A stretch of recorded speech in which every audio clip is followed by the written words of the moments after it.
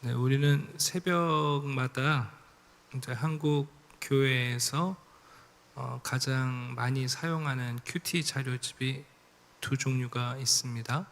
생명의 삶이라는 큐티 자료집하고 또 하나는 매일 성경이라는 이제 큐티 자료집인데, 저희는 생명의 삶 본문을 따라서 매일 새벽 말씀을 전하고 있습니다. 이제 그렇게 하는 이유가 몇 가지 있는데, 목회자가 본문을 정하게 되면 선호하는 본문만을 전하게 돼요. 또 새벽에 오시는 분들은 매일 그래도 기도 또 말씀을 듣게 되는데, 보통 큐티 자료집은 6년에 성경 전체를 보게 되거든요. 이제 설명을 해드린 이유는 아마 그 큐티 자료집을 편집하는 분들도 힘드셨던지 오늘까지 에스겔서 23장 마치고 이제 9월 달에는 로마서를 같이 보게 되고 아마 그 다음 달쯤 다시 에스겔로 돌아오겠죠. 네. 자, 우리는 한 주간 동안에 에스겔서 23장에 있는 비유, 두 자매의 비유를 듣고 있습니다. 이렇게 비유로 말씀하시는 이유는 두 가지 목적이 있죠. 하나는 깨닫도록 하시려는 것이고, 또 하나는 감추려고 하시는 거죠. 어떻게 보면 이 음행하는 두 자매에 대한 이야기는 너무나 충격적인 비유이기도 하지만, 또 그렇기 때문에 에이 우리가 뭐 이렇게까지 하나, 어쩌면 이스라엘의 현실을 부정하는데 오히려 역으로 이용될 수도 있습니다. 요즘 그런 얘기를 해요. 현실이 드라마보다 현실이 더 드라마 같다. 또 현실이 개그 콘서트보다 더 웃긴다. 뭐 이런 얘기들을 하는 건 뭐냐면, 이런 비유와 이야기들이 단순히 우화나 비유가 아니라 우리의 인생에서 정말 우리가 놓치고 살아가는 것들을 보게 만드시는 비밀이 있는 것 같습니다. 오홀라와 오홀리바라는 두 자매, 북왕국 이스라엘과 남왕국 유다를 상징하죠. 그런데 이 이야기는 정말 있는 그대로의 이야기입니다. 오늘은 이제 결론에 해당되는 얘기인데요. 두 자매의 비유의 결론으로 이렇게 말씀하세요. 사마리아와 예루살렘이 그 죄와 심판을 받게 된다. 두 자매, 두 국가가 모두 동일한 죄를 범하고 있는데, 그건 우상숭배, 한마디로 말하면 외국과의 동맹에 몸달아 있는 것을 얘기하죠. 결국은 여러분 동일한 심판이 임할 것을 말씀합니다. 먼저 36절과 39절을 보시게 되면 그 우상숭배, 영적 간음의 가장 극단적인 모습을 마지막으로 말씀하세요. 그게 뭐냐면 자기 자식을 이제 우상에게 불 가운데로 던져 넣는 거죠. 그 사실 모성애라는 건 인간이 가지고 있는 매우 본성적인 것이죠. 아무리 교육을 못 받고 아무리 윤리적으로 기준이 무너진 엄마라 할지라도 자기 자녀를 위하여 여러분 생명을 걸지 자녀를 자기 앞에 앞세우는 부모가 어디 있겠습니까마는, 그런데 여러분 그 모성애라는 본성도 항상 작동되는 건 아니에요. 인간의 욕망이 여러분 어디까지 추락할 수 있는지를 보여주는 장면이 오늘 본문에 기록되어 있어요. 그 이스라엘 백성들은, 또 남한국 유다의 백성들은 우상을 숭배하고 가나안 족속들이 섬겼던 우상들을 본받으면서 심지어 어떤 일까지 했냐 하면 자기 자녀들을 불에 집어 던져넣는 일을 한 거죠. 어떻게 그럴 수 있나? 아니 그럴 수 있습니다. 요즘 그런 얘기들을 종종 듣는데, 예전에는 부부가 이혼을 하면 양육권을 서로 갖겠다고 싸웠어요. 내가 키우겠다, 내가 키우겠다. 재산 안 가져도 자녀는 만 있으면 된다. 예전엔 소송 내용이 그런 거였어요. 재산 다 줄 테니까 자녀만 내가 키우게 해달라. 근데 요즘은 여러분 바뀐 거 아시죠? 근데 놀랍게 여러분 이혼 소송하면 서로 양육권을 안 갖겠다고 싸워요.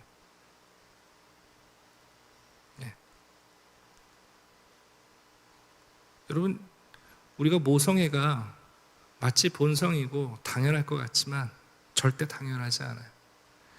헛된 우상에게 마음을 빼앗기게 되면 여러분, 인간의 가장 기본적인 감성과 그리고 애정의 통로도 망가지게 됩니다.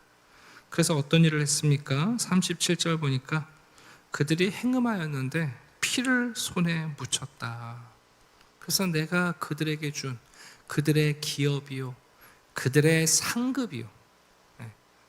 여러분, 시편에 보면 자녀들은 정말 하나님이 우리에게 주신 기업이죠. 기업. 그리고 우리에게 주신 상급이죠. 자녀들은 마치 화살통에 가득한, 전통에 가득한 화살처럼 우리의 인생의 무기가 되죠. 네. 자녀들이 어느 순간부터 우리를 보호하죠. 여러분, 자녀들의 가치라는 건 무한하죠.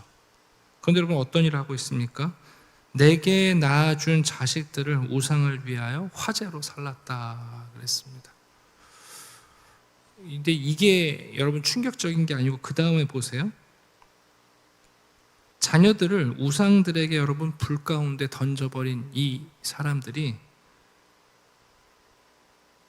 39절을 보시면 그날 당일에 오전에 우상에게 가서 자기 아이를 집에 불에 집어 던져놓고 자기에게 번영을 달라고 아이를 불에 던져놓은 그날 오후에 아직도 자녀의 피가 손에 낭자한데 어디로 들어와요?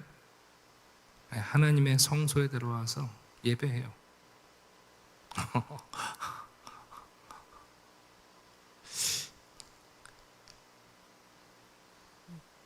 파렴치한도 아니고 짐승도 아니고 여러분, 우리가 그냥 짐승도 동물원 갔다 온 날은 치킨 못 먹는 거 아니에요? 네. 사람이 근데 여러분, 아니 어떻게 여러분 자기 자식을 갖다 죽인 날 그날 여러분 뻔뻔하게 하나님의 성소에 들어와서 또 하나님께 복을 달라고 제사에 참여하고 있는 거예요. 이게 여러분 무슨 얘기냐면 하나님을 무시해도 여러분 진짜 이렇게 무시하는 게 말이 안 되는 거죠. 하나님을 헛된 우상보다 더 헛된 신처럼 생각하는 것이고, 지금 하나님께서 지금 여러분 마침표를 찍으시는 거예요. 야, 너희들이 얼마나 우상 숭배가 심각하냐 하면 내가 너에게 준 가장 귀한 다음 세대 그 자녀들을 스스로 여러분 우상에게 내어줘서 죽이고 그 당일날 그 피 묻은 손으로 하나님께 와서 복을 달라고 여러분 당당하게 여러분 외치고 있는 것, 여러분 이런 사람들을 어떻게 하나님이 용납이 되겠어요? 근데 참 이상한 건 시대 정신이 망가지면요, 뻔뻔스러워요 사람들은. 두 번째는 40절부터 보시게 되면 이제 42절까지 부정한 동맹, 이방 나라를 끌어들이고 있는 장면을 보여주는데, 우리가 앞에서 오홀라와 오홀리바의 이야기는 몸이 달아서 외국인들에게 자기들의 운명을 맡기고자 하는 헛된 이방을 의지하는 내용이었는데, 여러분 그 정도가 아니라 이제는 이 남한국, 북한국이 어떤 행동까지 보이냐 하면 자기를 위해서가 아니고요, 다른 사람을 위하여 아예 단장을 하고 다른 국가를 유혹하는 미끼가 되었다는 뜻이에요. 여기 지금 표현을 보시면 사절을 먼 곳에 보내 사람을 불러오게 했다. 그들이 오자 그 사람들을 유혹하기 위해 목욕하고 눈썹을 그리고 스스로 단장하고 화려한 자리에 앉아서 상을 차리고 향과 기름을 그 위에 놓고 그들과 함께 짓거리면서, 여기 이제 광야, 여기 술 취한 사람들 얘기가 나오는데 사실은 이제 히브리 말에 보면 샤바임, 하바임 이렇게 언어 유의로 돼 있어요. 그러니까 자기들의 인생이 광야가 되어 가는 줄도 모르고 여러분 술에 취해서 살아가는 거죠. 이게 무슨 얘기냐면 남한국 유다와 북한국 이스라엘은 자기들만 음행하는 게 아니라 주변 국가들을 음행 가운데 끌어들이고 있다는 거예요. 그러니까 하나님께서 더 이상 이들을 놔두실 수가 없는 게, 이들은 자기의 운명만 망치는 게 아니라, 왜 그런 친구들이 있잖아요. 꼭 비행 저지르는데 친구 끌고 들어가는 아이들이 있어요. 담배 피우는데 혼자 안 피고 꼭 같이 피려고 하는 아이들이 있고, 용기를 주는 게 아니라 악한 일을 저지르는데 꼭 친구들 동행시키는 아이들이 있다고요. 근데 여러분, 남한국 유다와 북한국 이스라엘이 꼭 그 일을 하고 있는 거예요. 자, 43절 결론이죠. 그들이 피차 행음하고 있다. 그래서 오홀라와 오홀리바는 기생과 같이 음란한 여인이 되었다.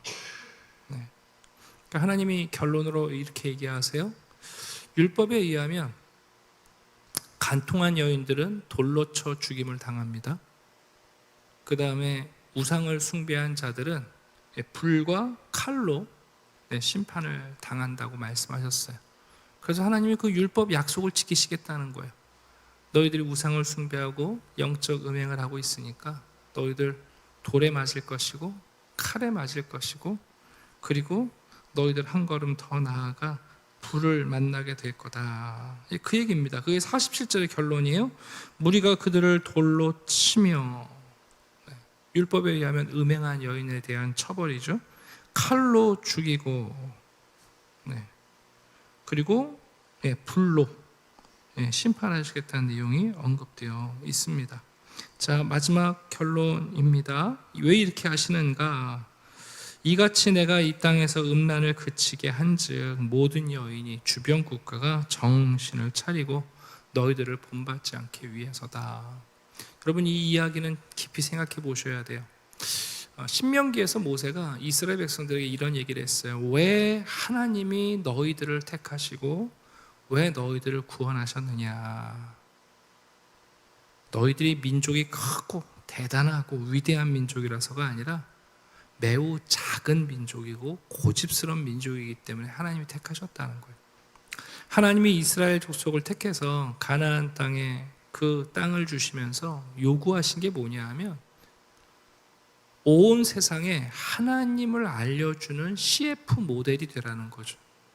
봐라, 나라가도 없고 땅도 없고 국가도 없던 이 이스라엘 민족이 하나님이 택하시니까 이렇게 다윗과 솔로몬의 영화를 이루시면서, 봐라, 하나님을 섬기는 민족은 이렇게 복을 받는다, 하나님을 섬기는 민족은 이렇게 지혜롭다 하면서 이스라엘 족속들로 하여금 하나님의 광고 모델이 되라는 게 소명이에요.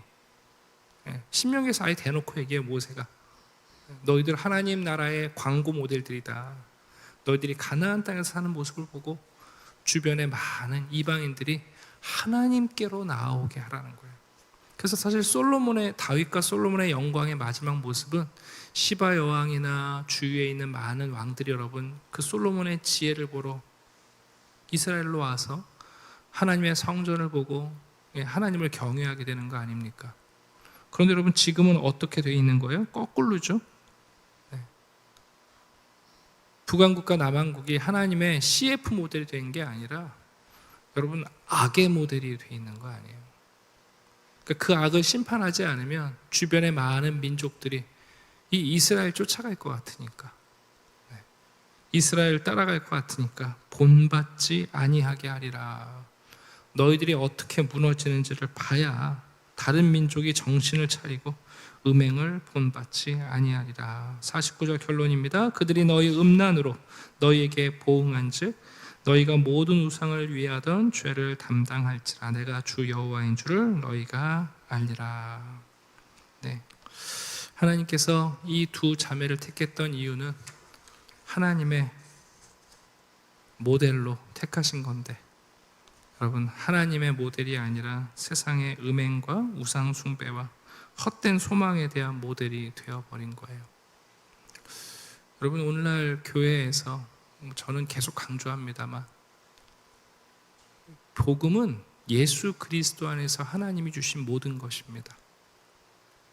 우리 기독교 신앙은 사람들에게 예수 그리스도가 우리의 소망이며 그분이 우리를 사랑하시니 우리가 그분을 사랑할 만하며 예수 그리스도 안에서 우리는 하나님의 백성으로 온전해지며 예수님이 지금도 만민을 통치하시고 다스리시니 그분의 통치에 순종하라고, 그분 안에 지혜가 있고 그분의 삶이 우리의 길이고 그분 안에서 우리는 생명을 얻고, 아니 심지어 우리는 영원한 생명을 얻는다는 것을 전하는 모델들이에요. 교회가 지역 가운데 서 있다는 것은 세상 사람들에게 예수 그리스도가 소망이라는 것을 비춰주는 등대 역할을 하는 거죠. 교회가 세속화된다는 건 뭐냐 하면 거꾸로라는 얘기예요. 교회가 등대가 되는 게 아니라 스스로를 어둠 가운데 가두면서 세상의 반짝이는 빛들에 끌려다니기 시작하는 겁니다. 그게 여러분 교회의 세속화예요. 그래서 교회가 예수 그리스도가 모든 것이라는 걸 안 믿어요. 예수 그리스도가 우리의 생명과 길이라는 것도 안 믿어요. 주일날 문화가 돼서 음악을 누리고 말씀을 듣고 귀는 즐겁게 하지만 실상 마음속에서는 여러분 다른 걸 믿는다고요. 그래서 자식들을 여러분 하나님의 예배 자리로 끌어들이는 게 아니라 세상의 불구덩이로 밀어넣는 거예요. 그리고 자신들도 늘 단장하면서 세상 사람들이 잘 보이려고 세상 사람들이 말하는 소망 중에 여러분 우리를 밀어넣는 거 아닙니까? 그러니까 사람들이 교회에 와서 예수를 배우고 예수를 믿으려고 하는 게 아니라 교회 안에서 성공한 사람들의 삶을 본받으려고 해요. 여러분 하나님이 하실 수 있는 게 뭐냐면 그래서 교회를 무너뜨리셔야 돼요. 여러분 예루살렘 성전이 우상 가득하게 되었을 때 그 성전을 하나님이 밀어내신 것처럼 여러분 교회 안에 헛된 우상이 가득하면 그 교회 무너뜨려야지. 그거 놔두면 어떡합니까? 제가 말씀드렸잖아요. 애굽만 애굽이 아니라니까요. 예루살렘이 우상이 가득하면 예루살렘이 탈출해야 될 애굽이 돼요. 신앙 공동체도 여러분 마찬가지예요. 한 번 교회가 영원한 교회가 아니에요. 본질인 예수 그리스도를 잃어버린 교회는 애굽이에요. 여러분 탈출해야 되는 곳이에요. 선지서를 읽으면서 선지자들의 마지막 메시지가 뭡니까? 성전 앞에 서서 성도들, 백성들이 성전에 들어가는 거 막는 거잖아요. 아니 여러분 선지자들이 하는 게 뭐예요? 성전 앞에 서서 문을 가로막고 서서 이곳이 성전이라 이곳이 성전이라 말하지 말라는 거잖아요. 너들 여기 들어오지 말라는 거잖아요. 왜요? 야 여기 우상의 소굴이야. 그게 선지자들의 여러분 마지막 몸으로 막는 방식이에요. 오늘날 우리가 신앙 공동체 안에서 하나님을 따른다고 또 하나님을 믿고 하나님께 예배하며 나아갑니다만 정말 우리가 계속해서 물어야 돼요. 우리는 정말 예수 그리스도를 우리의 인생의 모든 것을 여기고 있는가? 사도 바울은 예수 그리스도를 알고 나서 다른 모든 것을 배설물로 여겼대잖아요.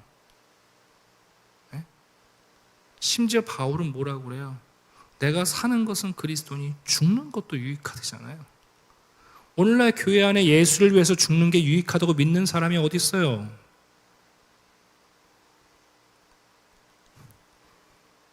여러분 교회 안에 예수를 위해서 죽는 게 유익하다고 믿는 사람들이 어디 있어요? 목회자들도 그거 안 믿는데요. 가끔 제가 교육자들이랑 그런 얘기까지 하면 뭐 그렇게까지 사역을 해야 됩니까? 이런다고. 죽어야 사는 게 기독교의 신앙인데 여러분 이 오홀라와 오홀리아비아의 이야기, 두 자매의 이야기를 그냥 읽으면서 아이고 북왕국 이스라엘 남왕국 유다 망조들었네. 아이고 이러니까 하나님이 심판하지. 그 얘기가 아니에요. 여러분 지금 우리가 숨겨진 세 번째 자매라는 이야기라고요. 지금 바벨론 유민들에게 너희들이 혹시 이 누나들 또 쫓아서 살 거냐, 이 언니들처럼 살 거냐, 그 얘기 하시는 거잖아요. 네. 이제 우리 한 주간 동안 에스겔서를 읽으면서 그냥 지나가면 기분 나쁜 이야기다, 더러운 이야기다, 아이고 뭐 이런 이야기를 자극적으로 써놨나. 근데 여러분, 우리를 객관화, 신앙의 눈으로 우리의 삶을 지켜보면 여러분, 이런 일들이 부지기입니다. 부지기. 오늘도 기도할 때에 하나님께서 우리에게 정결한 마음과 성령의 깨끗한 마음을 주셔서, 여러분, 예수 그리스도가 얼마나 아름다우시며 그분 안에 모든 것이 있으며 그리스도 안에서 우리가 누리는, 우리에게 약속된 그 하나님의 나라의 아름다움에 대한 소망이 흔들리면 우리도 또 자식을 불 가운데, 아니 우리 자신을 또 불 가운데 집어던져 넣고 하나님이 아닌 모든 것을 붙잡기 위해서 분투하게 될 거예요. 에스겔서를 오늘 새벽 예배 말씀 잠시 멈추면서 하나님 앞에서 우리와 우리의 가정과 교회, 우리 시대에 은혜를, 긍휼을, 자비를 베풀어 주시도록 함께 기도해 주시기를 부탁드립니다. 기도드리겠습니다. 사랑의 아버지 하나님, 감사합니다. 하나님은 우리를 지으시고 우리를 사랑하시는 아버지이십니다.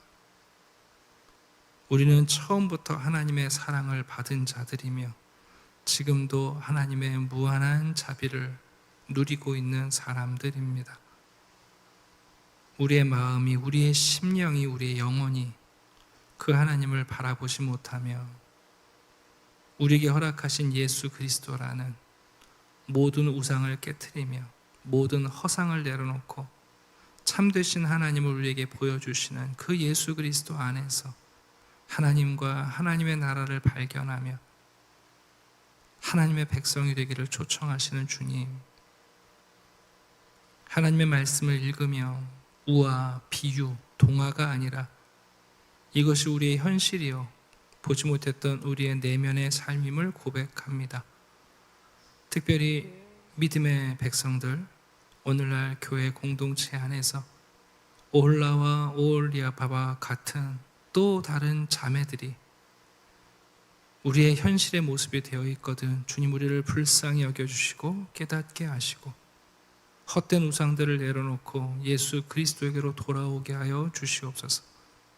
우리 자신을 위하여 세상의 모든 것을 사용하는 악한 지혜가 아니라 하나님을 사랑하기 위하여 세상의 모든 지혜를 포기할 줄 아는 참된 영적 지혜를 누리게 해 주시옵소서. 오늘도 우리를 하나님 나라의 백성의 CF 모델로 세상 사람들을 이끌어드리고 그들을 초청하는 빛과 소금으로 우리의 삶을 요구하십니다.